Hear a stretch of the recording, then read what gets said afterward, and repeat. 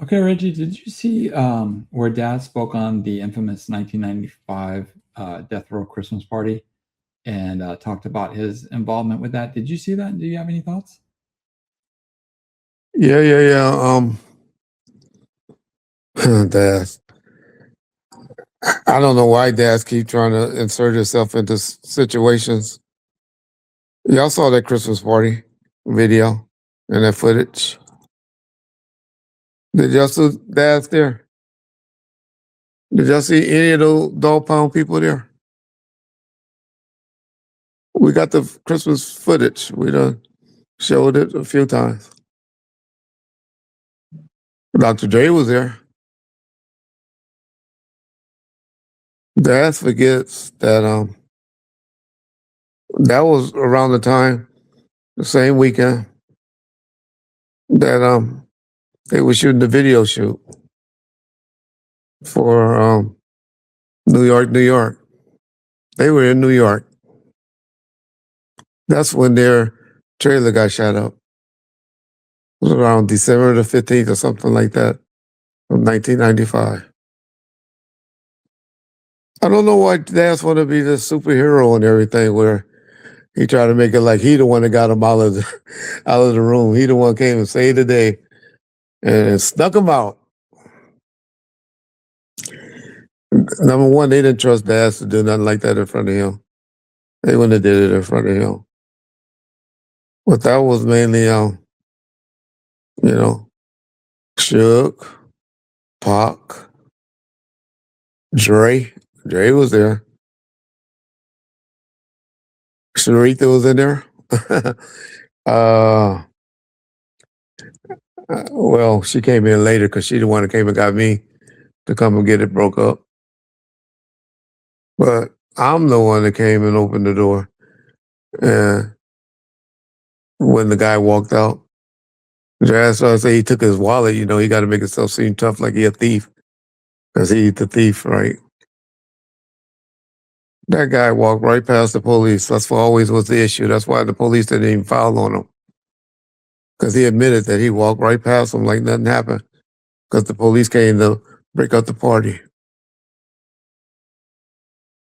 But yeah, y'all done heard the story several times.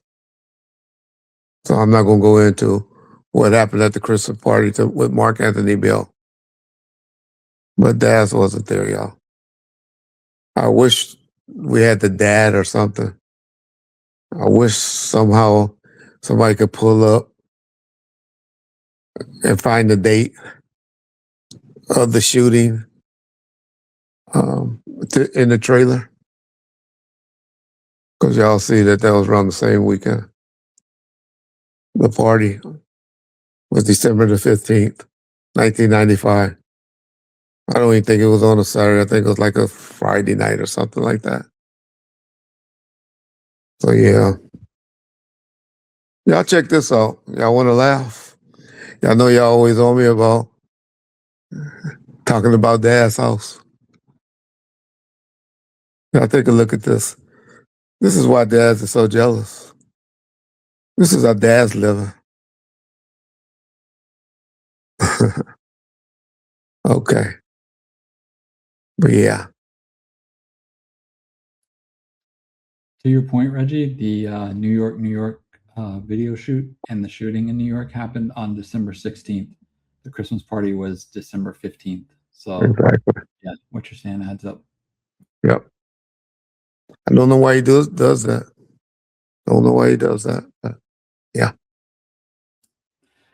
Did you see in another segment where he pretty much confirmed what you've said all along, which was that Snoop and Corrupt wrote for Warren G's first album, which I know Warren G denied it at one point? Yeah, I remember they was denying that. It was, they and I think it was something on an interview where Warren kind of said it and Snoop corrected it or somebody corrected it where they had to correct each other. And that's when Warren got mad and then Warren and Snoop showed up at the Laker game trying to show that they were cool. But everybody know they're corrupt. But they wasn't, you know, that hey, you're supposed to do that for your friends. Look out. But Warren, no disrespect to him. He was a beat maker. He was a music producer. He did beats. Shit, Daz ain't wrote nothing. They wrote the music for Daz. But Daz was a hell of a beat maker / producer. And that's what Warren was. And so, yeah, we knew, but who they were trying to beat, they were just trying to beat Suge. That's why you always hear the story with Gene Deal, where he said, how Puffy was trying to make Biggie admit that, that they wrote those songs for Lil C's and all of them. So those guys are the talents. That's why they made it big. And so a lot of people do a lot of writing, but Corrupt was the pen. DOC wrote most of all Dre shit. That's why y'all see DOC when he came back in Chronic 2001, because he wrote all Dre stuff. But Dre was a producer. It's very hard to find people that's like a DJ Quick, a Kanye West, producers like that can produce and write. It's very few in the game. Usually you have producers and then you have people that are rappers that are writers. But to be a combo, like Dash tried to portray, yeah, you'll be a rich motherfucker. You'll be having 60% of a song. If of the 100%. Because for most of y'all don't know, you get 50% for the music part and then 50% for the lyrics. But in fairness, Corrupt was writing a lot of Daz stuff. And so later on, y'all tell the difference. Y'all see the difference. Then you start noticing when Daz was writing his own shit. But yeah, they did that just to beat Suge out of his publishing, because they didn't want Suge Knight publishing all on the back of Warren G album. So that makes sense.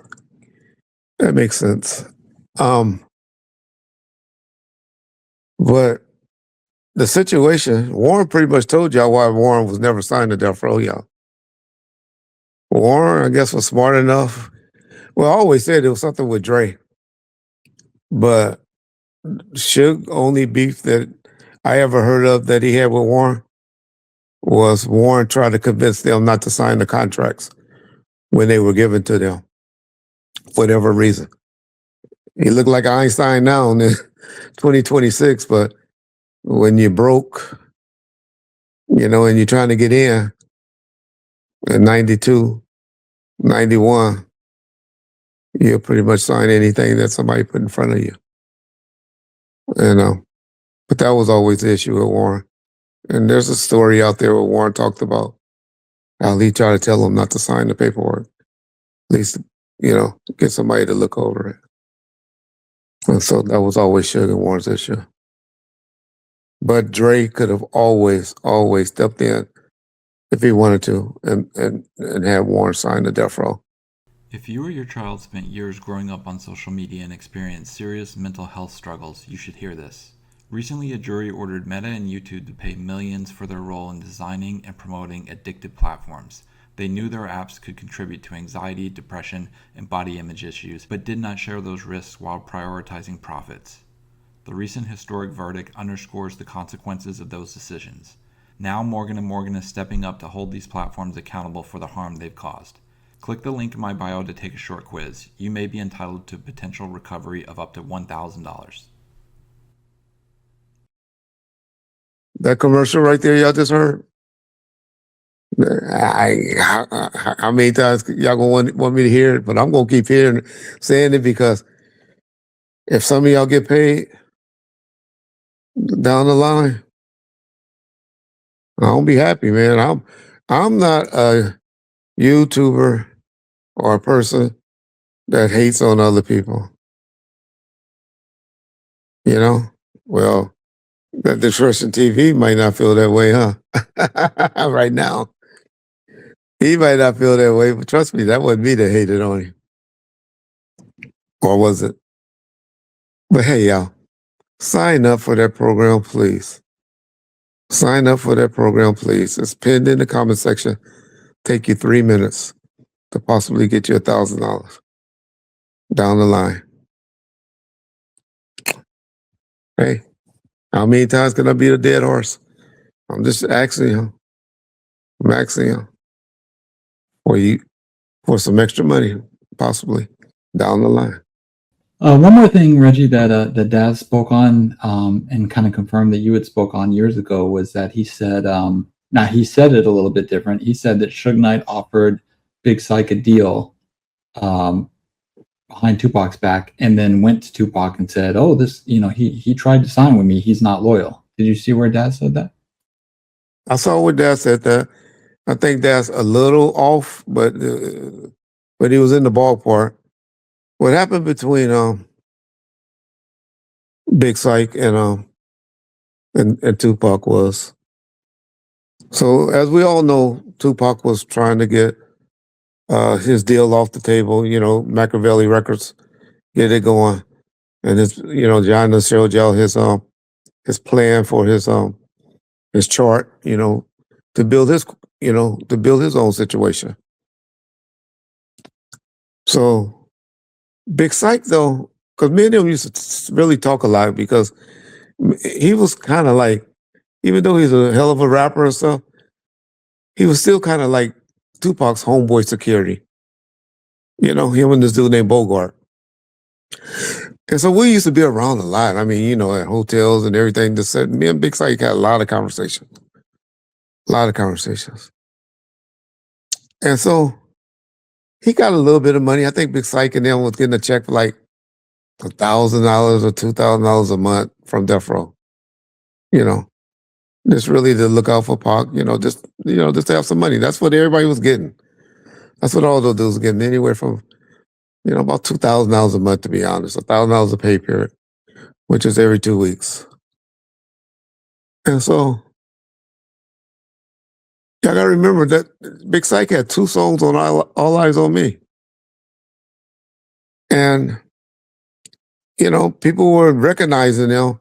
And when people hear you on albums and stuff, they think you're rich. But you don't care about what people on the streets or, people that buy your music think and all of that. You try to portray it and try to look good and stuff. But that's one thing we all looked was good around them because we was riding in their nice cars, staying in their hotels that they were paying for just like them and all of that. But you don't have money in the pocket to take and give wifey at home. And so his girl's always on his ass about, yeah, that's nice you doing this, doing that, drinking Cristal, doing, staying at the Four Seasons Hotel and all that. Thank God we didn't have social media back then where you'd be taking pictures and posting it. She really would have went crazy. Because Big Syke wasn't one of those out there chasing the girls and all that. He was kind of always on point. But what Big Syke did was he went to Suge and asked for some money, or asked to be signed, wanted a deal. Because his girl's on his head, like, hey, that's good. This is like June. The album came out in like February. And so Suge told Pac, hey, your boy, he asking for money. He asking to be signed over here at Death Row and all of that. And he just had the situation with Mopreme and Kendrick and all of that. And Pac took it like disloyal. Like you going behind my back. For whatever reason. It could be like people were saying that Pac was, I don't believe, still don't believe, but Pac was planning on making a great escape or leaving and didn't want Big Syke and them tied up. That could have been why he was, hurt or pissed off. But Pac took offense to that. Same situation happened with Johnny J. Same exact situation. Where Suge wanted Johnny J to either give this part I'm not sure of today, but he wanted him to either give 50% of the publishing to Tupac or to Suge. I'm not 100% on that, but the one of them. Johnny J, as y'all know, had already had a few hits and been in the game a little bit. He didn't want to sign a publishing deal, and Johnny J, I remember him getting a check for $50,000, for a lot of the work, for being around. But they were trying to get some of his publishing, and Johnny J didn't want to give it up, and that's why the fallout between Pac and Tupac happened. Now, if everything that some people are saying, which like I said, I don't believe, where Tupac didn't want all these people signed because he didn't want them committed over here to death row. I believe what it was Tupac was waiting to get Machiavelli up and going, and he wanted them all to sign to him from learning from Suge, because that's how Suge was, believe it or not, y'all. He took me under his wing about security guards making money and, how to deal with them. He was trying to get Snoop, to get the people up under him with Doggy Style Records. He wanted Hammer to get his crew up under him with Hammer Time Records. He wanted Pac to get, his people up under him with Machiavelli Records. The Quest situation was something different. You can look by the artists he was talking about signing, Noble and G Nice. Y'all got to remember, Quest was signed with Time Warner, who had just got rid of Tupac, Death Row. And so Quincy Jones wasn't trying to get Tupac over there. He was just trying to give him a situation, because it would have been a hard sell for Quincy Jones to take them back after they just got rid of them. But that's debatable. I'll let all y'all argue about that, because I know y'all got an opinion on that. But if Tupac was trying to break away from Death Row without knowing the decision on his appeal bond, that would be crazy. That would be crazy, y'all. That wasn't Tupac's agenda. Tupac was just trying to get Machiavelli going. Okay? So that would be my take on those things. Bomb first. Happy Thursday. I got a new program that I'm going to start tomorrow, where you can DM me or John, and you can send 10 questions in for a fee, and we'll answer those 10 questions. And we got our first person, our boy from Australia, that wants to do it. And we'll be answering some of those questions tomorrow. So make sure y'all check that video out, because, all of y'all got the better questions. Y'all got the tough questions that y'all going to ask Reggie Wright, because y'all going to solve the Biggie case or the Tupac case. It's all good. Peace.